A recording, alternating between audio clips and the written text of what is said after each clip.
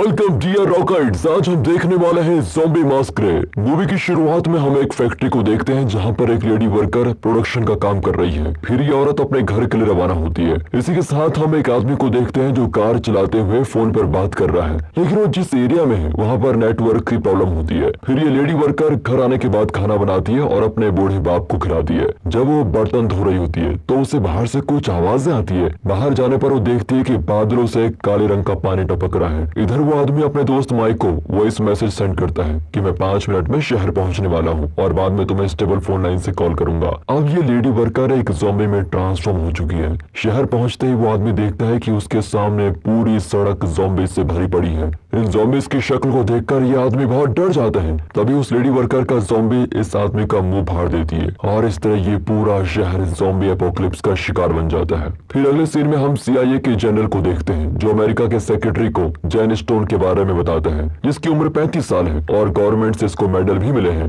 Jack को high risk वाले mission का स्पेशलिस्ट माना जाता है। वो बताता है कि सिर्फ जैक ही इस मिशन को पूरा कर सकता है। सेक्रेटरी पूछते हैं कि किस चीज के बदले जैक इस मिशन को हाँ करेगा। जनरल बताता है कि हमें उसे आजादी देनी होगी। जैक इस वक्त 6 फीट की जेल में बंद है और वो उम्र कैद की सजा काट रहा है। उसने राजद्रोह करके एक हत्या को अंजाम दिया है। उसकी 7 साल की बेटी है जिसे वो जेल जाने के बाद नहीं मिला है, इसलिए वो मिशन के लिए मना नहीं करेगा। सेक्रेटरी पूछता है कि क्या तुम्हें जैक पर भरोसा भी है कि वो किसी को बिना पता चले इस मिशन को कंप्लीट करेगा। जनरल कहता है कि वो खुद रोमानिया जाकर इस मिशन को कंट्रोल करेंगे और सब कुछ प्लान के मुताबिक ही होगा। वो कहता है कि एक्सप्लोजन इतना भयानक होगा जिससे लैब के सारे सबूत मिट जाएंगे। फिर जनरल जैक की टीम को इंट्रोड्यूस करवाते हैं जिसमें जॉन मैकडॉग है जो एक्सप्लोजन और फायर आर्म्स का एक्सपर्ट है। जॉन कांच और पेंसिल शार्पनर की हेल्प से जानलेवा हथियार बना सकता है। जॉन ने ही 1997 में कांग्रेस पैलेस को बॉम्ब से उड़ाया जिसमें 50 से भी ज्यादा लोग मारे गए। उनकी टीम का एक और मेंबर ड्रैगन एलिक है जो स्नाइपर स्पेशलिस्ट है और उसने ओसावा के युद्ध में अकेले 300 से भी ज्यादा लोगों को मार डाला, वो भी एक ही जगह से, और वो 1 मील दूर से किसी को भी चाहे मार सकता है। उनकी टीम में एक क्लोज रेंज फाइटर भी है जिसका नाम एडन सुजुका है। जब हमारे आदमियों के पास बारूद बहुत कम होगा तो हैंड टू हैंड फाइट में इसे कोई नहीं हरा सकता। ये लोग पैसों के लिए कुछ भी कर सकते हैं, इसलिए जनरल इस मिशन के लिए उनके बैंक अकाउंट में $2 मिलियन डालेगा और ये लोग इस मिशन के बारे में किसी को भी नहीं बताएंगे। अगर हमने इस मिशन को पूरा नहीं किया तो ये वायरस फैल जाएगा और ये ज़ॉम्बी अगर बाहर निकल गए तो कुछ ही घंटों में पूरी दुनिया वायरस से इन्फेक्टेड हो जाएगी। अब तो डॉक्टर न्यूमैन भी मर चुके हैं और उनकी बेटी का भी कोई पता नहीं है। सेक्रेटरी उस मिशन की परमिशन दे देता है। अब हमें रोजनोव एयरबेस पर स्नाइपर एलिक और बॉम्ब एक्सपर्ट जॉन को बातें करते हुए दिखाते हैं। जॉन कहता है कि हर मिशन पर पैसों के लालच के कारण हम बुरी तरह फंस जाते हैं, लेकिन ये मेरा लास्ट मिशन होगा। इसके बाद मैं समुद्र के किनारे एक रेस्टोरेंट खोलूंगा। उन दोनों की कुछ देर तक बातें चलती है जिसे सुन के पता चलता है कि ये दोनों काफी अच्छे दोस्त हैं और इन्होंने पहले भी कई मिशन साथ में पूरे किए हैं। फिर जॉन ईडन के पास जाकर उसे छेड़ने लगता है, लेकिन जब ईडन उसके मेन पार्ट में चाकू रखता है तो उसकी अक्ल ठिकाने आ जाती है। अब जैक के आते ही जनरल उसे मिशन की इन्फॉर्मेशन देता है कि उन्हें शहर के अंदर जाना है और हमारे इंजीनियर्स ने जो बॉम्ब बनाया उसे न्यूक्लियर रिएक्टर के जितना करीब हो सके उतना करीब प्लांट करना है। इसके बाद उन्हें वहां से निकल जाना है। वो उन्हें रूट्स भी समझाता है कि किस रास्ते पर उन्हें ज्यादा इन्फेक्टेड लोग मिलेंगे और किस रास्ते पर उन्हें न्यूक्लियर प्लांट की तरफ जाना है। बॉम्ब को प्लांट करते ही 1 घंटे के अंदर उन्हें वापस बेस पर आना होगा। अगर कोई हेलीकॉप्टर तक पहुंचने में लेट होता है तो उसका मरना तय है। अब जनरल उन सभी के अकाउंट में $1 मिलियन डालता है और बाकी काम पूरा होने के बाद फिर जनरल जैक को पर्सनली समझाता है कि ये बॉम्ब ब्लास्ट एक एक्सीडेंट की तरह लगना चाहिए जिसमें पावर प्लांट फट जाएगा और रोजनोव के सभी निवासी मर जाएंगे। इस मिशन के बारे में अमेरिका के अलावा रोजनोव के देश को पता नहीं चलना चाहिए। जनरल उससे प्रॉमिस करता है कि मिशन पूरा होने के बाद उसकी सारी फाइलें और रिकॉर्ड्स को मिटा दिया जाएगा। फिर जैक अपनी टीम के साथ एक जीप से सिक्योरिटी चेक पोस्ट पार करके रोजनोव में एंटर करता है। एलिक कहता है मुझे अभी तक समझ में नहीं आया कि हमें किससे बचना है और किसे मारना है, क्या वो इंसान है या फिर कुछ और। रास्ते में उन्हें ज़ॉम्बी पड़े हुए मिलते हैं जिनकी बॉडी को कौवे नोच रहे होते हैं। जॉन मिशन के चीफ जैक को पूछता है आप तो देखने में अच्छे इंसान लगते हैं, तो ऐसी क्या मजबूरी थी कि आपको इस झंझट में फंसना पड़ा। वो बताता है कि इस मिशन के पूरा होने पर मेरे सारे क्रिमिनल रिकॉर्ड्स को मिटा दिया जाएगा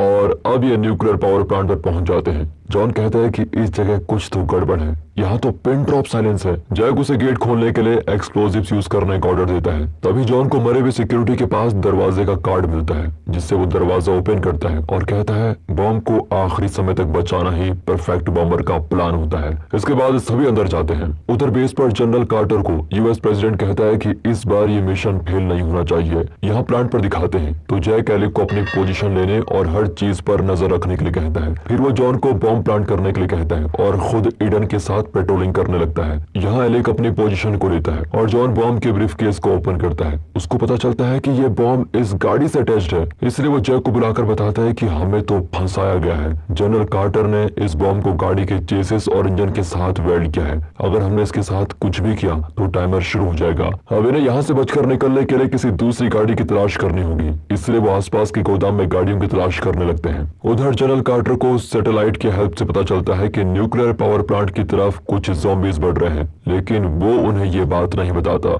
एलेक ज़ॉम्बीज को देखते ही अपनी टीम को अलर्ट कर देता है और खुद ऊपर से स्नाइपिंग करता है। जैक यहाँ ज़ॉम्बीज से बचने के लिए एक कंटेनर के पीछे छिपता है और जॉन ड्रम से उन पर अटैक करके भाग जाता है। इसी बीच जैक की गन जाम हो जाती है, इसलिए वो हाथों से ही ज़ॉम्बीज से लड़ने लगता है और पत्थर से उनका सर कुचल देता है। ईडन भी एक एक करके सभी ज़ॉम्बीज को खत्म कर देती है, लेकिन एक ज़ॉम्बी एलेक को पीछे से काट लेता है। अब आखिरी 2 ज़ॉम्बीज बचते हैं जिन्हें ज़ॉम्ब ने बॉम्ब से उड़ा दिया है। फिर जॉन जैक से कहता है कि मेरे पास शॉटगन की सिर्फ 12 एमओ ही बची है। तभी एलेक वहाँ पर आता है जो इन्फेक्शन की वजह से धीरे धीरे ज़ॉम्बी में ट्रांसफॉर्म हो रहा होता है। एलेक उन्हें अपने सर पर गोली मारने के लिए कहता है। जॉन को ना चाहते हुए भी उसे गोली मारनी पड़ती है। अपने बेस्ट फ्रेंड को मारकर जॉन बहुत ही उदास होता है। जैक उसे समझाता है कि ये उदास होने का टाइम नहीं है, हमें बॉम्ब फटने से पहले इस शहर को छोड़कर कार्टर से बदला लेना है। इसके बाद तीनों न्यूक्लियर पावर प्लांट से निकलकर शहर की ओर जाते हैं। रास्ते में जॉन कहता है कि अगर इस बार मैं बच गया तो कार्टर को खुद अपने हाथों से मारूंगा। यहाँ कार्टर सीसीटीवी फुटेज में देखता है कि उसके सोल्जर शहर में एंटर कर चुके हैं। तभी एक ऑफिसर कार्टर को बताता है कि हेलीकॉप्टर के ब्लेड्स में कुछ दिक्कत आ गई है और मैकेनिक भी अवेलेबल है नहीं। पायलट इसको ठीक करने की पूरी कोशिश कर रहा है, मगर उसको थोड़ा टाइम लगेगा।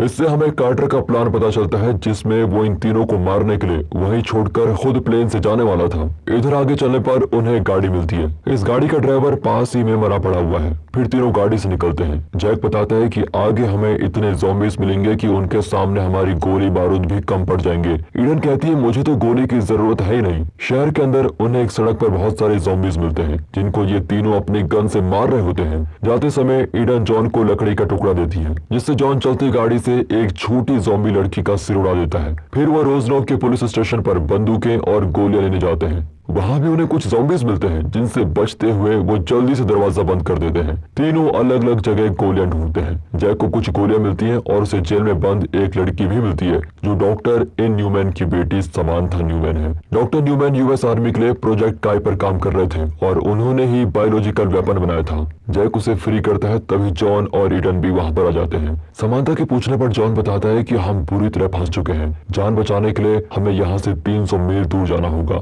नहीं तो हमारी हालत हिरोशिमा के लोगों की तरह हो जाएगी। स्टेशन के दरवाजे पर बहुत सारे ज़ॉम्बीज इकट्ठा हो जाते हैं, इसीलिए सभी टेरेस पर जाते हैं। जनरल कार्टर स्टेशन के कैमरे में समांथा को देखता है और सेक्रेटरी को बुलाने का ऑर्डर देता है। अब टेरेस पर जैक समांथा को पिस्टल चलाना सिखाता है। फिर दोनों ज़ॉम्बीज को मारने लगते हैं। इधर ईडन और जॉन दूसरी तरफ से फायरिंग कर रहे होते हैं। समांथा बताती है कि क्लब में लड़ाई करने के लिए मुझे जेल में डाल दिया गया। फिर जैक उसे अपना इंट्रोडक्शन देकर कहता है हमने इस वायरस को खत्म करने के लिए न्यूक्लियर बॉम्ब को प्लांट किया और 30 मिनट में एक्सप्लोजन होने वाला है। समांथा कहती है कि ये कोई वायरस नहीं है, यह माइक्रोबायोटिक पोशन है जिसे लैब के अंदर मेरे फादर ने बनाया और यूएस गवर्नमेंट ने उन्हें इस प्रोजेक्ट के लिए लाखों डॉलर्स दिए थे। फिर हम पास्ट में समांथा के फादर डॉक्टर न्यूमैन को देखते हैं, जो चूहों पर एक्सपेरिमेंट कर रहे थे। वो जनरल कार्टर को बताते हैं कि उनका एक्सपेरिमेंट फेल हो गया है और उन्होंने जो पॉइजन बनाया वो लिविंग ऑब्जेक्ट्स के नर्वस सिस्टम को कंट्रोल करके अग्रेशन को बढ़ाता है। और जब उन्होंने चूहे के ऊपर टेस्ट किया तो वो पॉइजन उन सभी को बॉडी के अंदर से खाने लगा। डॉक्टर न्यूमैन अभी तक कंट्रोल नहीं कर पाए और कार्टर उन्हें ह्यूमन बॉडी पर टेस्ट करने का ऑर्डर देता है। डॉक्टर उसे इन्फेक्शन के बारे में वार्निंग देता है, लेकिन कार्टर कहता है कि तुम अभी इंसान पर टेस्ट करो। फिर न्यूमैन समांथा को कॉल करके बताता है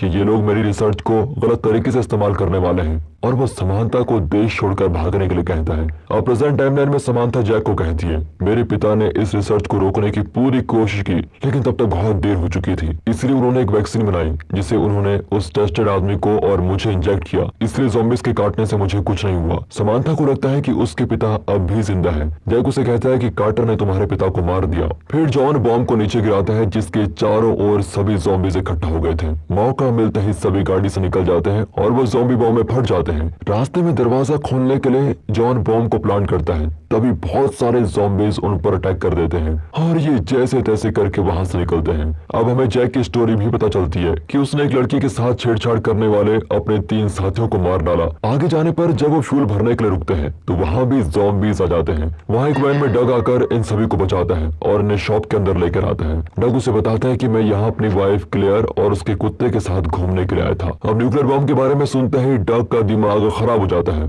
फिर डग उन्हें एक वीडियो दिखाता है जिसमें क्लेयर ने पहली बार उसकी जान ज़ॉम्बी से बचाई। सभी वीडियो देख रहे होते हैं तभी पीछे से एक ज़ॉम्बी क्लेयर को काट लेता है। उसके बाद क्लेयर खुद को मार देती है ताकि किसी और को कोई नुकसान न पहुंचे। अब यहाँ से बाहर निकलने के लिए जॉन और एडन ज़ॉम्बीज का ध्यान अपनी तरफ खींचते हैं और बाकी सभी वैन में बैठते हैं। ज़ॉम्बी जॉन को भी पकड़ लेते हैं लेकिन जॉन इस पूरे पेट्रोल पंप को ही उड़ा देता है। इधर कार्टर अपनी आर्मी को समांथा को पकड़ने का और बाकी सभी को मारने का ऑर्डर देता है। उसका हेलीकॉप्टर अब भी सही नहीं हुआ है। जब जैक, समांथा और डग एयरपोर्ट पर पहुंचते हैं तो उन्हें वहां पर कार्टर मिलता है जो अपने साथ जैक की बेटी क्रिस्टिन को भी लेके आता है। वो जैक से उसकी बेटी के बदले समांथा को मांगता है क्योंकि समांथा के खून में इस वायरस की वैक्सीन है। जब समांथा उसके पास जाती है तो वहाँ एक मॉन्स्टर ज़ॉम्बी आता है जिसे बचते हुए जैक क्रिस्टिन को लेकर डग के साथ एक वेयर हाउस के अंदर आता है। जैक और डग उनके पीछे आने वाले 2 आर्मी ऑफिसर्स को भी मार देते हैं। फिर डग क्रिस्टिन के साथ हेलीकॉप्टर पर जाता है। इधर मॉन्स्टर ज़ॉम्बी कार्टर को पूरी तरह मार देता है और अब वो समांथा को मारने के लिए उसके पीछे दौड़ता है। तभी जैक आकर उससे फाइट करने लगता है और अचानक से ईडन भी वहां पर आ जाती है, लेकिन वो दोनों मॉन्स्टर ज़ॉम्बी को अकेले हरा नहीं सकते। फिर डग को हेलीकॉप्टर में एक मिसाइल लॉन्चर मिलता है जिससे वो मॉन्स्टर ज़ॉम्बी के चिथड़े उड़ा देता है। फिर सभी हेलीकॉप्टर में बैठकर यहाँ से निकल जाते हैं और टाइम पूरा होने पर न्यूक्लियर ब्लास्ट से पूरा शहर तबाह हो जाता है। और दोस्तों इसी के साथ होती है ये मूवी खत्म। बाकी दोस्तों स्टोरी अच्छी लगी हो, मूवी अच्छी लगी हो, एक्सप्लेनेशन अच्छा लगा हो, वीडियो को लाइक कीजिए और चैनल को सब्सक्राइब